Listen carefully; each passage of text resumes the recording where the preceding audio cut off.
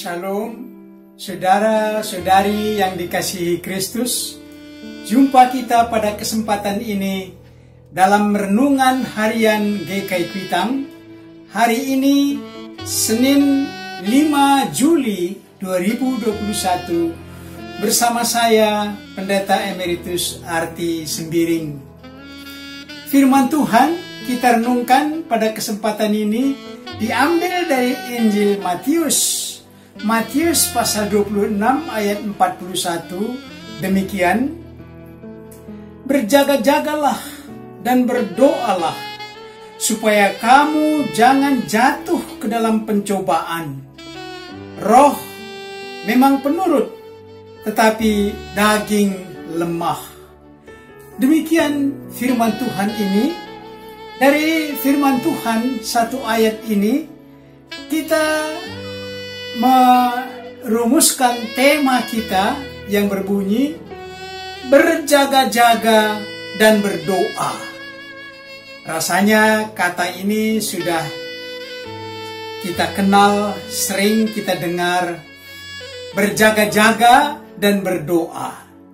Saudara-saudari yang dikasihi Kristus, firman Tuhan yang kita renungkan dari Matius 26 ayat 41 ini disampaikan Tuhan Yesus kepada 3 orang muridnya yang dibawanya menemani dirinya ke Taman Getsemani sementara dia mau berdoa karena menghadapi suatu saat kritis menjelang sengsara dan kematiannya.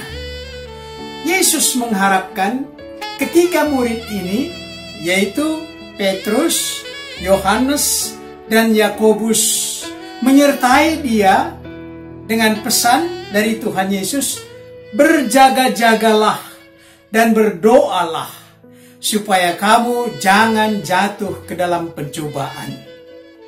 Dengan pesan ini, Yesus meninggalkan mereka untuk dia boleh berdoa agak jauh. Sepelemparan batu disebutkan jauhnya dia meninggalkan mereka. Sehingga Yesus berkata, berjaga-jagalah.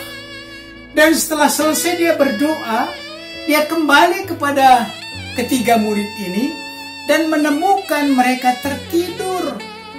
Sehingga Yesus berkata, mungkin sedikit dengan nada kesal, tidakkah kamu sanggup berjaga-jaga 1 jam dengan aku?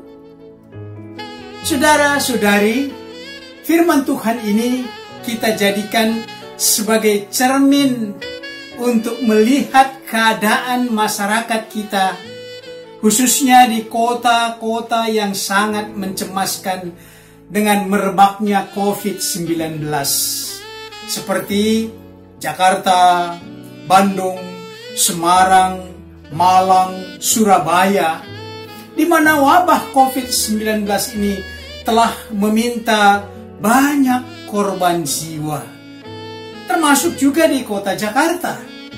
Sebagai contoh, di daerah Menteng, Jalan Raya Tegal Alur, Jakarta Utara, pada minggu terakhir Juni kemarin, tiap hari terdengar dari pengeras suara beberapa masjid.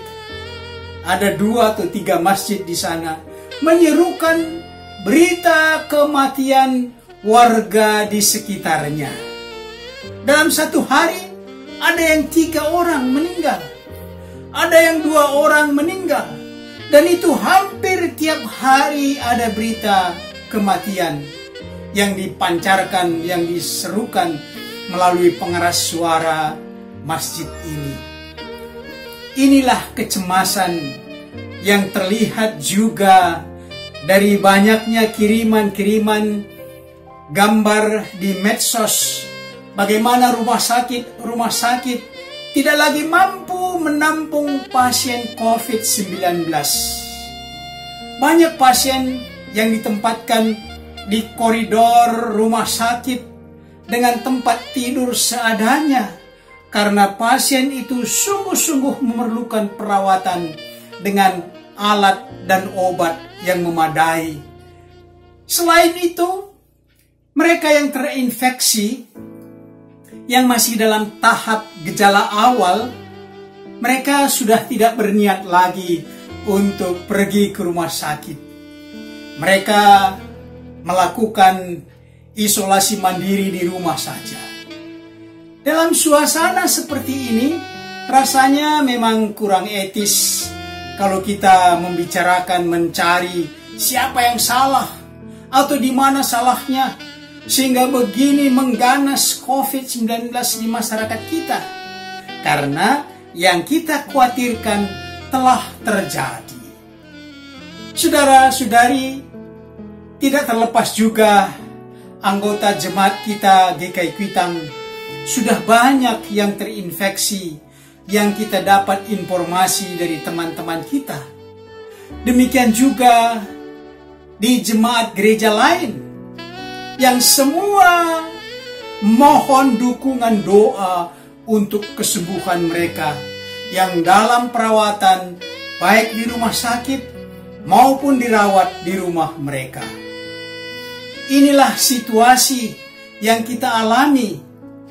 Maka tersiar juga berita dari WHO yang mengumumkan negeri kita ini, Indonesia, sudah digolongkan bahaya pandemi COVID-19, agar dunia lain waspada dan tidak berkunjung ke negeri kita. Dan orang dari negeri kita dihambat memasuki negeri mereka. Begitu saudara-saudara kesulitan, kerugian yang kita alami. Saya memang tidak memahami seluk-beluk situasi yang dipantau oleh WHO ini, tetapi demikianlah situasi kita. Tema yang kita renungkan berbunyi, berjaga-jaga dan berdoa. Patut menjadi sikap kita dalam situasi ini. Bukan saja sebetulnya saat ini, tetapi seharusnya jauh hari sebelumnya. Sudah ada protokol kesehatan yang memandu kita berjaga-jaga dengan 5M. Kalau kita menjalankan dengan baik, diharapkan kita terhindar dari paparan COVID-19. Dan kalau ada kita di antara kita yang orang tanpa gejala, kalau menjalankan 5M itu, maka dia tidak menyebarkan virus itu. Selain dari berjaga-jaga dengan 5M, ada doa yang kita panjatkan. Doa ini adalah tanggung jawab iman kita yang sangat penting. Memohon kuasa Tuhan menyertai dan menolong kita menghadapi wabah COVID-19 ini. Karena pasti Tuhan lebih berkuasa dari pandemik ini. Saudara-saudari, sangat tidak terpuji kalau kita termasuk orang yang tak bertanggung jawab, khususnya tak bertanggung jawab dalam iman, baik kepada diri sendiri, kepada masyarakat dan pemerintah, dan khususnya kepada Tuhan. Karena itu tanggung jawab iman kita, mari kita laksanakan dengan baik, berjaga-jaga dan berdoa untuk menghambat, bahkan menghentikan pandemi COVID-19. Mari saudara-saudari, kita renungkan, kita aplikasikan renungan harian ini dengan tema berjaga-jaga dan berdoa dengan pokok-pokok sebagai berikut. 1. Betulkah Anda dukung dengan doa teman-teman yang membutuhkan perawatan menghadapi COVID-19? Atau hanya sekedar pemanis kata kita dukung dalam doa, terlontar dari mulut atau terkirim dalam medsos yang kita miliki, tetapi kita tidak pernah mengucapkan doa, memanjatkan doa dengan serius kepada Tuhan. Apakah Anda termasuk begitu, atau memang sesungguhnya mendoakan dengan sungguh-sungguh supaya mereka yang terpapar disembuhkan oleh Tuhan? Yang kedua, selain dengan menjalankan protokol 5M, protokol kesehatan 5M, sebagai tindakan kita berjaga-jaga, ditambah lagi dengan doa, masih adakah yang Anda lakukan untuk menangkal pandemi COVID-19 di kota kita ini? Apa saja yang Anda mau lakukan, sudah lakukan? Yang ketiga, apa saran Anda yang pantas dilakukan bagi teman-teman atau anggota masyarakat yang mengabaikan protokol kesehatan 5M? Apa yang patut kita lakukan bagi mereka? Mari kita bawa dalam doa. Bapa kami yang di sorga, kami harus memiliki sikap berjaga-jaga dan berdoa menghadapi hari-hari kami yang rawan terinfeksi COVID-19 yang makin ganas mewabah di negeri kami bersama dengan negara-negara lain. Pandemi COVID-19 ini ada dalam kuasa Tuhan. Karena itu kami harus waspada, berjaga-jaga, dan berdoa seperti yang dinasihatkan oleh firman Tuhan pada kesempatan ini. Karena penyebaran COVID-19 ini harus kami atasi.